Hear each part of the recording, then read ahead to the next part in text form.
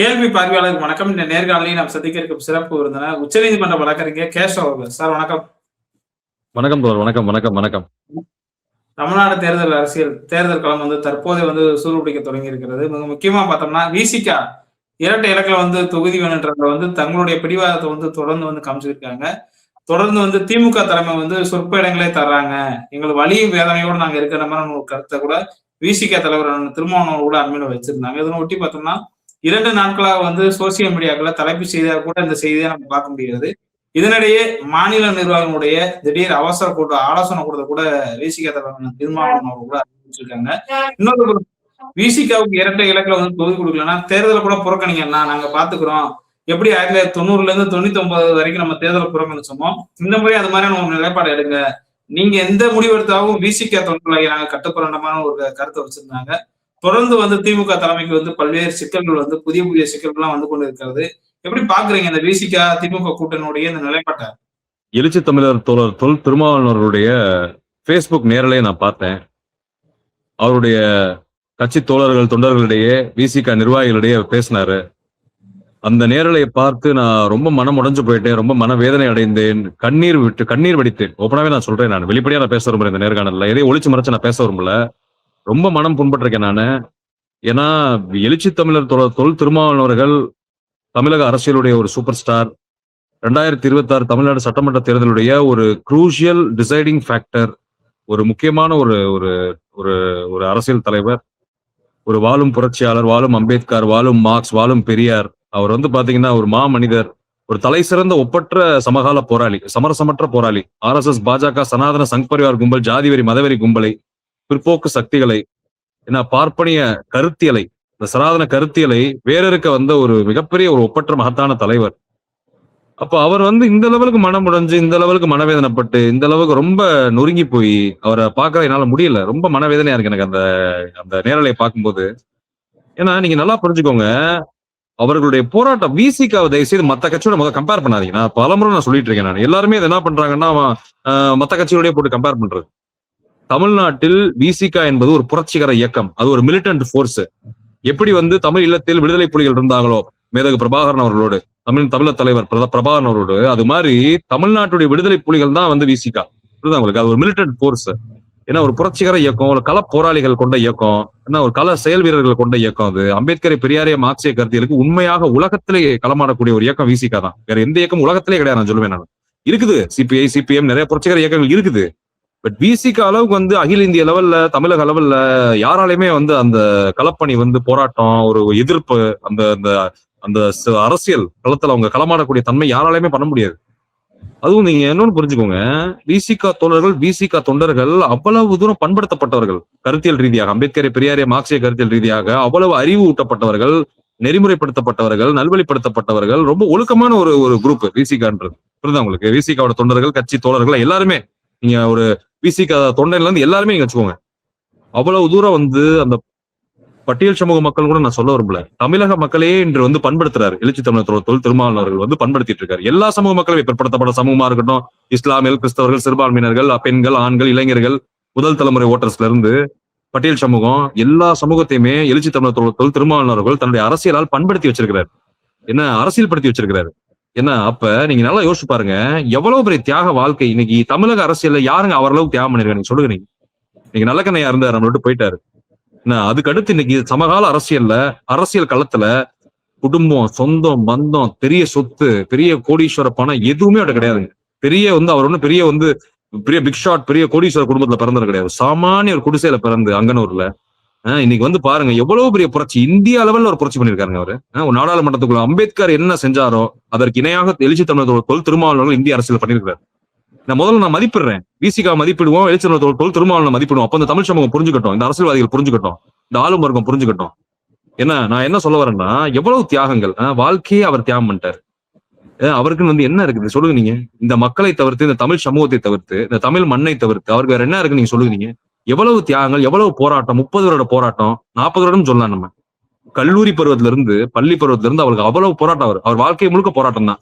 பிறப்புல இருந்து இன்று வரை, இந்த நொடி வரை போராட்டம் தான். அவ்வளவு தியாகம், அவ்வளவு வலி, அவ்வளவு வேதனைகள், அவ்வளவு சோதனைகள். சும்மாலாம் அவரை யாரும் இந்த சமூகத்தை அக்செப்ட் பண்ணிக்கல. தயவுசெய்து புரிஞ்சுக்கோங்க. நீங்க தயவு செய்து எழுச்சி தமிழர் தொல் திருமாவளவன் சாதாரணமா நினைச்சிடாதீங்க. ஏன்னா அவ்வளவு போராட்டங்கள், ஏன்னா இந்த கட்சியை வந்து உருவாக்கி கட்டமைச்சு இந்த மக்களை வந்து ஒருங்கிணைத்து அதை ஒரு மாநில கட்சி அந்தஸ்து, ஒரு தேசிய கட்சி அந்தஸ்து பெற்று இன்னைக்கு வந்து அந்த கட்சிக்கு ஒரு ஓட் பர்சன்டேஜ் இருக்குது, ஹியூஜ் ஓட் பர்சன்டேஜ் இருக்குது. 214 தொகுதியில் இருக்குதுங்க. சென்னையில இருந்து கன்னியாகுமரி வர விசிகாக்கு கிளை இல்லாத ஊரே கிடையாது. எல்லா மாவட்டத்திலும் கிளை இருக்குது. 234 தொகுதியிலும் விசிகா தொண்டை இருக்கிறான். விசிகா தொண்டை இல்லாத ஊர் கிடையாது, கிராமம் கிடையாது, பகுதி கிடையாது.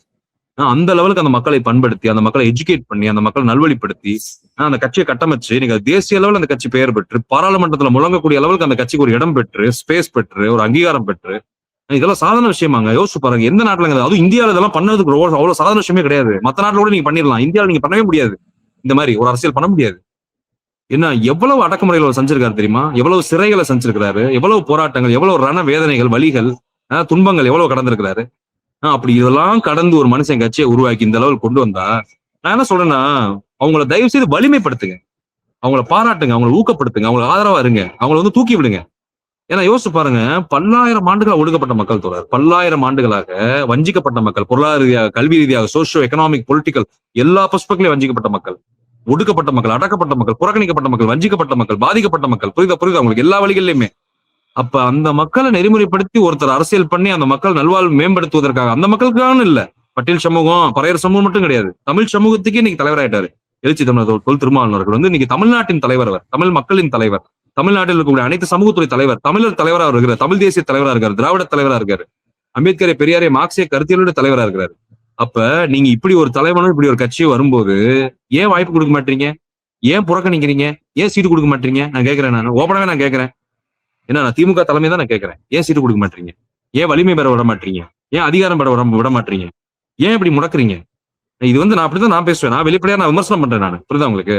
ஏன்னா எனக்கு வந்து அம்பேத்கரை, பெரியாரை, மார்க்சிய கருத்தில் வெற்றி பெறணும். புரியுதா உங்களுக்கு? எனக்கு வந்து திராவிட முன்னேற்ற கழகம், மதசார்பற்ற ஜனநாயக கூட்டணி 200க்கும் மேற்பட்ட தொகுதியில் வெற்றி பெற்று ஆட்சி அமைக்கணும். அதான் என்னுடைய விருப்பம். மீண்டும் தமிழ்நாடு முதலமைச்சராக தளபதி மு க ஸ்டாலின், துணை முதலமைச்சர் உதயநிதி ஸ்டாலின் அவர்கள் ஆட்சி அதிகாரத்துக்கு வரணும்ன்றதான் என்னுடைய விருப்பம். அதுக்காக நானும் வேலை பார்த்துக்கிட்டு இருக்கேன், நான் பிரச்சாரம் பண்ணிட்டு இருக்கேன். அப்ப நான் என்ன கேட்கறேன்னா, இவர்களுக்கு ஏன் நீங்கள் உரிய அங்கீகாரத்தை கொடுக்கவில்லை? ஏன் கொடுக்கல? என்ன பிரச்சனை உங்களுக்கு? நான் என்ன கேட்கறேன்னா, RSS, பாஜக, சனாதன சங் பரிவார் கும்பல் எதிர்த்து இன்று இந்தியாவிலே களமாடுற ஒரே கட்சி அது விசிகா தாங்க. ஓப்பனாவே நான் சொல்றேன். இவங்க பார்த்தாங்க பயப்படுறாங்க. RSS, பாஜக, பார்ப்பன கும்பல், மோடி, அமித்ஷா, சனாதன சங் பரிவார் கும்பல், மார்வாடி சேட்டு பனியா கும்பல், குஜராத்தி கும்பல் வந்து விசிகாவை பார்த்தாங்க பயப்படுறாங்க. ஓப்பனாவே நான் சொல்றேங்க. எழுச்சி தமிழர் தொல் திருமாவளவர்கள் தான் அவங்களுக்கு சிம்ம சொப்பனமா இருக்கிறார். அவரை பார்த்தா பயப்படுறாங்க. அவரோட நாடாளுமன்ற உரைகளை பார்த்து பயப்படுறாங்க, போராட்டத்தை பார்த்து பயப்படுறாங்க, கலப்பணியை பார்த்து பயப்படுறாங்க, அவரோட பிரச்சாரத்தை பார்த்து பயப்படுறாங்க RSS. ஏன்னா அப்ப நான் என்ன கேட்கறேன்னா, நீங்க தேமுதிக நீங்க கொடுத்தீங்கல்ல 6 to 10 சீட் வச்சுக்குவோம், நீங்க கொடுத்துருக்கீங்கல்ல, ராஜ்யசபா கொடுத்துருக்கீங்கல்ல, இன்னைக்கு வந்து எவ்வளவோ வாங்கியிருக்கிறாங்க அவங்க. ஏன்னா நான் அது ஓப்பனா நான் சில விஷயம் பேச வரும்ல, நான் கூட்டணி தர்மத்துக்காக, ஏன்னா நான் வந்து திமுக தலைமை மீது வைத்திருக்கக்கூடிய மரியாதைக்காக நான் சில விஷயம் ஓப்பனா பேச வரும்ல, நீங்களே புரிஞ்சுக்கோங்க நான் என்ன சொல்ல வரேன்றது.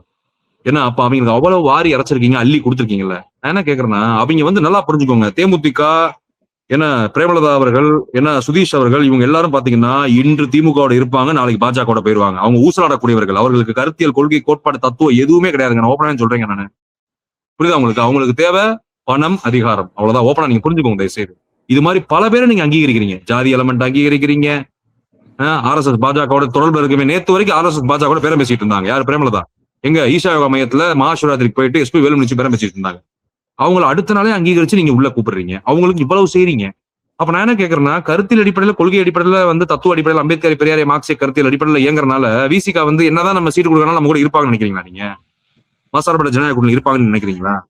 ஏன் அவங்களுக்கும் சுயமரியாதை கிடையாதா? அவங்களுக்குன்னு சீட்டு வேண்டாமா? அவங்களுக்குன்னு அங்கீகாரம் வேணாமா? நான் கேட்கறேன். இவ்வளவு களமாடுறாங்களே போராட்டத்துல. நான் என்ன கேட்கறேன்னா, இன்னைக்கு வந்து தமிழ்நாட்டிலே அதிகமாக போராட்டம், அதிகமாக பிரச்சாரங்கள், அதிகமாக களமாடக்கூடியவர்கள், அதிகமாக பேரணிகள், அதிகமான நிகழ்ச்சிகள், அதிகமான கருத்தரங்கங்கள், அதிகமான ஒரு எதிர்ப்பு, RSS, பாஜக பாசிச எதிர்ப்பு, சனாதன சங் பரிவார் கும்பல், ஜாதிவரி மதவெறி கும்பலை எதிர்த்து களமாடக்கூடியது, நரேந்திர மோடி, அமித்ஷாவை எதிர்த்து அரசியல் செய்வது, நான் 3% பார்ப்பன கும்பலை அம்பலப்படுத்தி தோல் உரிப்பது, நான் பார்ப்பனை கருத்தியலை, சனாதன தர்மத்தை, ஏன்னா இந்த இந்து மத பிற்போக்கு விஷயங்களை, ஜாதி மூட நம்பிக்கைகளை, மதவெறி விஷயங்களை அம்பலப்படுத்தி அதை எதிர்த்து களமாடுவது விசிகா மட்டும்தாங்க. எழுச்சி தமிழர் தொல் திருமாவளவன் விசிகா தொடர்கள் மட்டும்தான்.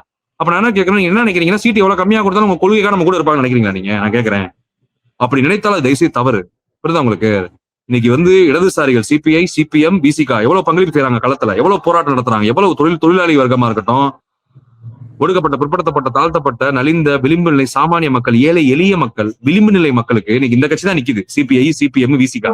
அப்ப அவங்க நீங்க தானே அவங்கள பவர் பண்ணணும், நீங்க தான் எம்பவர் பண்ணணும் அவங்கள, நீங்க தானே பலப்படுத்தணும் அவங்கள. ஏன்னா கருத்தியல் அடிப்படையில் இவங்க தான் நிக்கிறாங்க களத்துல. அப்ப நீங்க வந்து தேமுதிகன்ற ஒரு ஒரு என்ன சொல்றதுன்னா வந்து மதில் மேல் பூனையை நீங்க அங்கீகரிப்பீங்க. அந்த பூனை இங்கிட்டும் குதிக்கும் அங்கிட்டும் குதிக்கும், அதை நீங்க அங்கீகரிப்பீங்க. விசிகா அங்கீகரிக்க மாட்டீங்க, சீட்டு தர மாட்டீங்க, விசிகா அங்கீகாரம் தர மாட்டீங்க, ராஜ்யசபா எம்பி தர மாட்டீங்க. இரட்டை இலக்க சீட்டு தரல என்ன குறைஞ்சு போயிருவேன் நான் கேட்கிறேன். நான் ஓப்பனா சொல்றேங்க, விசிகாவுக்கு இரட்டை இலக்கத்தில் சீட்டு தரணும். விசிகா கண்டிப்பா தரணும். ஏன்னா தேமுதிக நான் டேட்டாஸ் எடுத்து விடுவேன் நானு. தேமுதிக வந்து 60 தொகுதி நின்னாங்க போன எலெக்ஷன்ல. 60 தொகுதியிலையும் 1 லட்சம் வாக்கு வாங்கியிருக்காங்க. இதாங்க அவங்க தரோம். என்ன ஒரு தொகுதிக்கு ஒரு 1000 ஓட்டு இருக்குங்க, அவ்வளவுதாங்க. ஒரு தொகுதிக்கு 1000 ஓட்டு, அதுவே ரொம்ப அதிகம் தான். புரியுதா உங்களுக்கு? மைக்ரோ லெவல் ஓட்டுங்க, மைக்ரோ லெவல் ஓட்டு பர்சன்டேஜ். இது என்ன நான் கேட்கிறேன், அவங்க எதுக்கு 6 தொகுதி நான் கேட்கிறேன். எதுக்கு ராஜ்யசபா எம்பி கொடுத்தீங்க நீங்க? எதுக்கு வாரி இறைச்சிங்க, அள்ளி கொடுத்துருக்கீங்களா நிறைய? எது கொடுத்தீங்க? தகுதி இருக்கக்கூடிய அகப்பைக்கு போடுங்க, தகுதி இல்லாத ஓட்ட அகப்பைக்கு நீங்க தயவுசெய்து போடாதீங்கன்னு நான் சொல்றேன். எதுவும் இன்னைக்கு விசிகாக்கு நீங்க அங்கீகாரம் பண்ணீங்கன்னா அவங்க எவ்வளவு விசிகா தொண்டர்கள் மாதிரிலாம் வேலை பார்க்க முடியாதுங்க எலெக்ஷன் வேலை. அவங்கள மாதிரி சுழண்டு இரவு பகலா உட்காந்து என்ன காட்டு முன்னாடித்தனமா வேலை பார்ப்பாங்க. வேலையில அவ்வளவு உக்கிரமா இருப்பாங்க அவங்க. அந்த மாதிரி யாருமே வேலை பார்க்க முடியாது. அந்த மாதிரி சாமானிய மக்கள், உழைக்கும் மக்கள் அப்படி வேலை பார்ப்பாங்க விசிகா தொண்டர்கள். எல்லா மாவட்டத்திலையும், தமிழ்நாடு முழுக்க, சென்னை டு கன்னியாகுமரி வர. அப்ப நீங்க இப்ப செய்யறதுனால அவங்க சோர்வடைறாங்க விசிகா தோழர்கள். என்ன எழுச்சி தமிழ்ல இன்னைக்கு வந்து அவர் வந்து பேசுனது எனக்கு ரொம்ப மனவேதனை, வருத்தம். நான் மனம் முடிஞ்சு நான் வேதனைப்பட்டிருக்கேன் ரொம்ப நானு. ஏன்னா அவர் அந்த அளவு புலம்பு வச்சிட்டீங்க நீங்க. இது என்ன நான் கேட்கிறேன், நான் என்ன கேட்கறேன்னா, எந்த வித ஓட் பேங்க் இல்லாம இன்னைக்கு விசிகா ஓட் பேங்க் எவ்வளவுன்னு உங்களுக்கே தெரியும். ஒவ்வொரு தொகுதியில எவ்வளவு ஓட் பேங்க் இருக்கு விசிகாக்கு. விசிகாவுடைய ஆதரவு இல்லாமல், விசிகா ஓட்டு இல்லாம, விசிகா தொண்டர்கள் தோழர்களோட வேலை இல்லாம, எழுச்சி தமிழர் தொல் திருமாவளவனுடைய பங்களிப்பு, பிரச்சாரம், அவருடைய களப்பணி இல்லாமல், ஆதரவு இல்லாமல் யாராலையுமே தமிழ்நாட்டில் ஆட்சி அமைக்க முடியாது, யாராலையும் தமிழ்நாடு முதலமைச்சர் ஆக முடியாது, யாராலையும் தமிழ்நாட்டில் அரசியல் பண்ண முடியாது. இதை தயவுசெய்து நீங்க புரிஞ்சுக்கோங்க. ஏன்னா விசிகா தொண்டன் தான் முதல்ல வேலை பார்ப்பான்.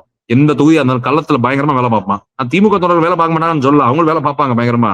விசிகா தொண்டை மாதிரி யார் பார்ப்பா நான் கேட்கிறேன். அந்த மாதிரி பேனர் கட்டுறது, போஸ்ட் ஓட்டுறது, கம்பம் நடுறது, லைட் செட் போடுறது, மேடை போடுறது, மேடை அமைக்கிறது, கட் அவுட் அடிக்கிறது, போஸ்ட் ஓட்டுறது, பிரச்சார வாகனத்தை ஓட்டுறது, பிரச்சாரத்தை நடத்துறது, மேடையில முழங்குறது, அவ்வளவு அறிவா பேசுவாங்க விசிகா தொண்டர்கள்.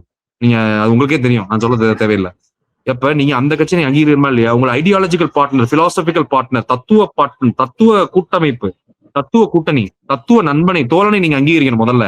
அதுக்கப்புறம் தான் எவனா இருந்தாலும் தேமுதிக எவன் வந்தாலும் கூட்டணி வரட்டும், யாராலும் வரட்டும். காங்கிரஸ்க்கு எதுக்கு கொடுத்தீங்க? இன்னொன்னு கேட்கறேன், காங்கிரஸ்க்கு எதுக்கு நீங்க கொடுத்தீங்க 28 சீட்டு? போன தேர்தலில் 2021 25 சீட்டு கொடுத்தீங்க. அவங்க 12 தான் ஜெயிச்சாங்க. அதுவும் திமுக ஓட் பேங்க் வச்சு தான் ஜெயிக்கிறாங்க. இது வரைக்கும் திமுக ஓட் பேங்க் இல்லைன்னா காங்கிரஸ் ஜெயிக்கவே மாட்டாங்க. காங்கிரஸ் என்னைக்கும் மக்கள் தொடர்ச்சி எரிஞ்சுட்டாங்க தமிழ்நாட்டுல. புரியுது உங்களுக்கு? 1967 பக்தவச்சரத்தோட முடிஞ்சு காங்கிரஸ் புரிதோண்டி போஸ்டாங்க தமிழ்நாட்டு மக்கள். அந்த கட்சிக்கு என்ன இருக்குது? ஓட் பேங்க் இருக்குது தமிழ்நாட்டுல? என்ன அங்கீகாரம் இருக்கு காங்கிரஸ்? நீங்க சொல்லுங்க, தமிழ்நாடு யார் இருக்கா காங்கிரஸ்க்கு வேலை பார்க்கறதுக்கு? ஃபீல்டுல எத்தனை தொண்டை இருக்கிறான்? ஒரு பூத்துல எத்தனை ஒர்க்கர் இருக்கிறான்? நீங்க விசிகால பூத் ஒர்க்கர் எவ்வளவு பேர் இருக்கிறான்? தொண்டை எவ்வளவு பேர் இருக்கிறான்? விசிகா தோழர்கள் எவ்வளவு பேர் இருக்கிறாங்க வேலை பார்க்கறதுக்கு? நான் ஓப்பனாவே நான் பேசுறேன். இதுக்கு மேல பேசுறது என்னால இதுமாதிரி கட்டுப்படுத்த முடியாது. நீங்க 25 கொடுத்து 12 தான் ஜெயிச்சாங்க. இந்த வாட்டி 28 கொடுத்துருக்கீங்க. எவ்வளவு தொகை போறாங்கன்னு தெரியல. நீங்க காங்கிரஸ்க்கு கொடுக்குற சீட் எல்லாம் நான் என்ன கேட்கறேன், காங்கிரஸ் எதுக்கு இரட்டை இலக்கம் கொடுக்குறீங்க? விசிகாக்கு இரட்டை இலக்கம் 10, 15, 20 கொடுத்தா கூட ஜெயிப்பாங்க விசிகா கண்டிப்பா. நீ தனித்தொகையே பொது தொகுதியை நான் பலமுறை சொல்லிட்டேன். விசிகா ஜெயிக்கும். விசிகாக்கு நீங்க கொடுக்குற சீட்டு ஃபுல்லாமே உங்களுக்கு மெரிட், உங்களுக்கு விக்டரி, எம்எல்ஏ சீட்டா மாறும், ஓட்டா மாறும், வின் பண்ணுவீங்க நீங்க கண்டிப்பா அந்த தொகுதிகளில். காங்கிரஸ் நீங்க எது கொடுத்தீங்க? முதல்ல இரட்டை இலக்கத்துல 28 சீட்டு கொடுத்துருக்கீங்க. என்ன பண்ண போறீங்க? காங்கிரஸ் வச்சு என்ன பண்ண போறீங்க நீங்க? காங்கிரஸும் பாருங்க, இன்னும் நல்லா புரிஞ்சுக்கோங்க. காங்கிரஸ் விஜய் கூட பேசிச்சு, அதுக்கப்புறம் எல்லா கட்சியோடையும் பேசி கீசி அங்கிட்டு இங்கிட்டு சுத்தி கித்தி அலப்பறையை கொடுத்துட்டு சவுண்டை கொடுத்துட்டு அப்புறம் வந்து பொட்டிப்பா மாதிரி அடங்கி வந்து சீட் வாங்கிட்டு போகுது 28 சீட்டு. காங்கிரஸ் என்ன சும்மா நினைச்சிட்டு இருக்கீங்களா? காங்கிரஸ் திமுக கூட்டணி விட்டு உடச்சிட்டு போதான் பாத்துச்சு. அதை மறந்துடாதீங்க. மாணிக்கம் தோக்கூர் பேச்சை மறந்துடாதீங்க, ஜோதிமணி பேச்சை மறந்துடாதீங்க, கார்த்திக் சிதம்பரம் பேச்சை மறந்துடாதீங்க. ஞாபகம் இருக்குல்ல அந்த பேச்செல்லாம் எப்படி பேசுனாங்க? ஓப்பனா நான் பேசுறேன், நான் உடச்சு பேசுறேன். நான் எனக்கெல்லாம் ஒளிமுறை எல்லாம் கிடையாது. நான் சட்டு ஓப்பனா பேசி உண்மையை பேசுறேன் நான். அப்போ காங்கிரஸ் இந்த தில்லாலகடி வேலை அந்த பிரவீன் சக்கரவர்த்தி என்ன பண்ணாங்க காங்கிரஸ்ல? ஓப்பனா நான் கேட்கிறேன். அப்ப அவங்களுக்குலாம் 28 கொடுப்பீங்க, தேமுதிக ராஜ்யசபா கொடுப்பீங்க, தேமுதிக வந்து 6 கொடுப்பீங்க, நீ போறவங்கலாம் கொடுப்பீங்க, ஜாதி கட்சி கொடுப்பீங்க, மத கட்சி கொடுப்பீங்க, மத வெறி பிடிச்சவங்க கொடுப்பீங்க, ஆணவ படுகொலை ஆதரிக்க உங்களுக்கு கொடுப்பீங்க சீட்டு. நான் வெளிப்படையா பேச விரும்பல. நான் மரியாதை கொடுக்குறேன். திமுக கூட்டணிக்கும் திமுக மதசார்பற்ற ஜனநாயக சக்திகள் மரியாதை கொடுக்குறேன். சிபிஐ கொடுக்க மாட்டீங்க, சிபிஎம் கொடுக்க மாட்டீங்க. அதுவும் வந்து பாத்தீங்கன்னா இந்த தொகுதி தான் நிக்கணும், நான் கொடுக்குற இத்தனை நம்பர்ல தான் நிக்கணும், இத்தனை சீட்ல தான் நிக்கணும். இது என்னங்க இது? நான் கேட்கறேன், என்ன இது நான் கேட்கறேன். விசிகாக்கு நீங்க இரட்டை இலக்கம் கொடுத்தே தீரணுங்க. 7 பத்தாதுங்க, 6, 7 பத்தாது, 8 பத்தாதுங்க. 10 கீழே நீங்க கொடுக்கூடாதுங்க. 10க்கு கீழே நீங்க கொடுக்கூடாதுங்க. 12, 15, 20 நீங்க கொடுங்க. நீங்க தாராளமா 20 கொடுங்க. நீங்க விசிகா ஒன்னும் பிரச்சனை இல்லை, விசிகா ஜெயிக்கும். நீங்க தேமுதிக சீட்டை போடுங்க. முதல்ல காங்கிரஸ் சீட்டை போடுங்க. ஒரு 8 சீட்டு இங்க போடுங்க. காங்கிரஸ்ல இருந்து தேமுதிக வந்து 2 சீட்டை போடுங்க. விசிகாவுக்கு 18-20 சீட்டு கொடுங்க, விசிகா ஜெயிக்கட்டும். என்ன கேட்டா அதான் கரெக்ட். தேமுதிக காங்கிரஸ் எதுங்க அவ்வளவு சீட்டு? இது வந்து என்னன்னு புரிஞ்சுக்கோங்க. நீங்க கொள்கை கூட்டாளிகளை, கொள்கை தோழர்களை, ஐடியாலஜிக்கல் தோழர்களை, பிலாசபிக்கல் தோழர்களை தயவு செய்து பயக்காதீங்க. நாளைக்கு திமுகக்கே ஒரு பிரச்சனை இவங்க தான் வந்து நிப்பாங்க. யாரு? எழுச்சி தமிழர் தொல் திருமாவளவனும் விசிகாவும் சிபிஐயும் சிபிஎம்மும். ஏன்னா நம்ம வந்து இவங்க அரசியல் கட்சி கிடையாது. இது ஒரு மிலிட்டன்ட் போர்ஸ், போராளி குழுக்கள். மறந்துடாதீங்க, இது வந்து கொள்கை குழுக்கள். அம்பேத்கரை பெரியாரிய மார்க்சிய கருத்தில் களமாடக்கூடிய ஒரு போராளி குழுக்கள் இது விசிகாவும் சிபிஐ சிபிஎம்மும். இவர்களை தயவுசெய்து நீங்க பகச்சுக்காதீங்க, இவர்களை அண்டர் எஸ்டிமேட் பண்ணாதீங்க, இவங்களை ஒரு மாதிரி நடத்தாதீங்க. அவர்களுக்கான மரியாதை நீங்க தயவுசெய்து கொடுத்தே தீரணும். ஏன்னா இன்னைக்கு இந்த தமிழ் சமூகத்தில் இருக்கக்கூடிய 97% மக்களுக்கு யாருங்க போராடுறா? விசிகா தாங்க போராடுது. எல்லா ஜாதிக்காரங்க யாருங்க போராடுறா? பிற்படுத்தப்பட்டவன், பட்டியல் சமூகம், ஏழை எளிய மக்கள், இஸ்லாமிய கிறிஸ்தவ பிரச்சனை யார் போராடுறா? விசிகா போராடுது. விசிகா தொண்டர்கள் தான் போராடுறாங்க. எழுச்சி தமிழர் தொல் திருமாவளவர்கள் தான் போராடுறாங்க. அப்ப அவங்களுக்கு தாங்க அதிக சீட்டு கொடுக்கணும். தேமுதிக வந்து போராடுதா? காங்கிரஸ் வந்து போராடுதா? சொல்லுங்க நீங்க. காங்கிரஸ் எங்க வந்து போராடிட்டு இருக்கு எல்லா மக்கள் பிரச்சனைக்கும்? அப்ப இதை தயவு செய்து வந்து நம்ம புரிஞ்சுக்கணும். யாருங்க மக்களுக்காக நிக்கிறா? அவங்களுக்கு கொடுங்க அதிகமான சீட்டு. நீங்க திமுக நீங்க அதிகமான சீட்டு நில்லுங்க, எனக்கு பிரச்சனையே கிடையாது, நீங்களும் வெற்றி பெறணும். விசிகா கொடுங்க. இதுல குறைஞ்சு போறீங்க நான் கேட்கிறேன். இதுல கொடுங்க, கூட கொடுங்க. நீங்க 20 சீட் கொடுக்கணுங்க. எனக்கு இதாங்க என்னோட நிலைப்பாடு. 20 சீட் கொடுக்கணுங்க விசிகா. 20 சீட் கொடுத்து விசிகா நிக்கணுங்க தேர்தல்ல. இருந்தாலும் விசிகா தோழர் வந்து நமக்கு சரியான சுயமரியாதை கிடையாது, தேர்தலை புறக்கணிக்கிறதா அண்ணன் சரியா இருக்குன்ற மாதிரி ஒரு கருத்தை வைக்கிறாங்கல்ல, இது எப்படி அணுக போறாங்க அண்ணன் திருமாவளவன்? விசிகா தோழர்கள் தயவு செய்து நீங்க சோர்வடையாதீங்க, நீங்க வந்து மன வருத்தப்படாதீங்க, மனவேதனைப்படாதீங்க. கண்டிப்பாக எழுச்சி தமிழர் தொல் திருமாவளவன் அவர்கள், திமுக தலைமை, தமிழ்நாடு முதலமைச்சர் தளபதி மு க ஸ்டாலின் அவர்கள், துணை முதலமைச்சர் உதயநிதி ஸ்டாலின் அவர்கள் நல்ல முடிவு எடுப்பாங்க நான் நம்புறேன். இரட்டை இலக்கத்தில் சீட்டு கண்டிப்பா விசிகா கொடுக்கணும். என்னோட தாழ்மையான கோரிக்கை, வேண்டுகோள் திமுக தலைமைக்கு, தமிழ்நாடு முதலமைச்சருக்கு, துணை முதலமைச்சருக்கு. ஏன்னா அதுக்கடுத்து எழுச்சி தமிழர் தொல் திருமாவளவன் அவர்களுக்கு தயவுசெய்து நீங்க நெருக்கடிகளை வந்து நீங்க கொடுக்காதீங்க. அவருக்கு வந்து மன உளைச்சலை ஏற்படுத்தாதீங்க, அவரை ரொம்ப டிஸ்டர்ப் பண்ணாதீங்க. ஏன்னா அவரை நம்ம தான் பாதுகாக்கணும், விசிகா நம்ம தான் பாதுகாக்கணும். ஏன்னா விசிகா முன்னெடுத்து செல்லக்கூடிய அம்பேத்கரை பெரியாரிய மார்க்சிய அரசியலை நாம தான் பாதுகாக்கணும். ஏன்னா இன்னைக்கு வந்து பாத்தீங்கன்னா உங்க எல்லாருக்கும் ஒரு தாய்மானவரா, தமிழ் சமூகத்துக்கே ஒரு தாய்மானவரா அவர் இருக்கிறாரு. ஏன்னா அவரை நம்ம தான் வந்து அவரை பலப்படுத்தணும். ஏன்னா விசிகா தோழர்கள் தொண்டர்கள் தயவுசெய்து வந்து நீங்க கொதிநிலை அடையாதீங்க, கோவப்படாதீங்க, வெறுப்படையாதீங்க, ரொம்ப வந்து முடஞ்சு போகாதீங்க, மனவேதனைப்படாதீங்க. எழுச்சி தமிழர் தொல் திருமாவளவர்களுக்கும் நான் வைக்கக்கூடிய கோரிக்கை அதுதான். நீங்க தயவுசெய்து உறுதியா இருங்க. நிச்சயமா வந்து நீங்க வெற்றி பெறுவீங்க. எந்த பாதை எடுத்தாலும் நீங்க வெற்றி பெறுவீங்க. உங்களை யாராலையும் அசைக்க முடியாது தமிழ் சமூகத்துல. ஏன்னா நீங்க நல்லா புரிஞ்சுக்கோங்க தோழர், நான் வந்து நான் ஓப்பனா நான் சொல்றேன், நான் வந்து பட்டியல் சமூகம் கிடையாது. ஓப்பனா நான் சொல்றேன், நான் பறையர் சமூகம் கிடையாது. நான் வந்து ஒரு உச்சநீதிமன்ற வழக்கறிஞர். ஏன்னா என் பேர் கேஸ்ட்ரோ. ஏன்னா நான் வந்து ஒரு முக்குளத்தோர் சமூகத்தை சேர்ந்தவன். நான் எதுக்கு எழுச்சி தமிழர் தொல் திருமாவளவன் ஆதரிச்சிட்டு இருக்கேன்? சொல்லுங்க நீங்க. நான் ஒரு பிற்படுத்தப்பட்ட சமூகம், எதுக்கு அவர் ஆதரிச்சுக்கிட்டு இருக்கேன்? ஏன்னா அவர் தான் மக்களின் தலைவர். அவர் தான் தமிழ் சமூகத்துடைய ஒரு புரட்சியாளர், போராளி, என்ன ஒரு ஆகச்சிறந்த ஒரு தலைவரா இருக்கிறாரு. எல்லாருக்குமான தலைவரா இருக்கிறாரு. எங்களுக்குள்ள ஒரு ஆசானா இருக்கிறாரு. எங்களை வழிகாட்டுறாரு. எங்களுக்கு எப்படி வாழணும், எப்படி இருக்கணும், அரசியல், பொது வாழ்க்கையில, கல்வியில, வேலையில, தொழில அப்படின்னு எங்களுக்கு வழிகாட்டுறாரு. அப்ப அந்த இதுலதான் நம்ம வந்து இங்க பேசிட்டு இருக்கிறோம். புரியுதா உங்களுக்கு? இதை நான் ஓப்பனா பதிவு பண்ண விரும்பல. ஏன்னா என்ன நினைச்சிருவாங்க, விசிகா கட்சிக்காரர் போல நினைச்சிருவாங்க. அதுதான் நான் ஓப்பனா பதிவு பண்றேன். நான் விசிகா கட்சிக்கு எனக்கு எந்த சம்பந்தமும் கிடையாது. அவர் உச்சநீதிமன்ற வழக்கறிஞர். ஏன்னா இப்ப கேள்வி ஊடகத்துக்கும் கேள்வி தோழர் சிவாக்குமே விசிகாக்கும் சம்பந்தம் கிடையாது. நம்ம ஏன் பேசிட்டு இருக்கோம் அதை பத்தி? ஏன்னா அவருக்காக நம்ம நிக்கணும், தமிழ் சமூகம் நிக்கணும், தமிழர்கள் நிக்கணும். என்ன அதனால வந்து எனக்கு என்னன்னா, கண்டிப்பாக வந்து இது வந்து விசிகா தொண்டர்கள் தோழர்கள் தயவுசெய்து புரிந்து கொள்ள வேண்டும். உங்களை அவர் அரசியல் படுத்திருக்கிறார், நெறிமுறைப்படுத்திருக்கிறார், பக்குவப்படுத்திருக்கிறார், உங்களை வழிநடத்தி கொண்டிருக்கிறார். அவர் சொல்லுக்கு கட்டுப்பட்டு இந்த தேர்தலையும் நீங்கள் சந்திப்பீர்கள், இதிலும் நீங்கள் வெற்றி பெறுவீர்கள்.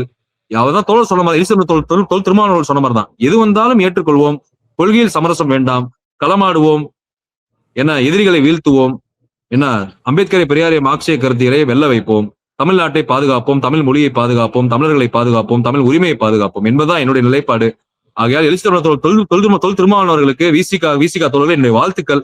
கண்டிப்பாக இரட்டை இலக்க சீட்டை திமுக உடனடியாக ஒதுக்க வேண்டும் என்பது என்னுடைய கோரிக்கையாக இந்த காலனி மூலமா நான் வைக்கிறேன். வாழ்த்துக்கள். நன்றி.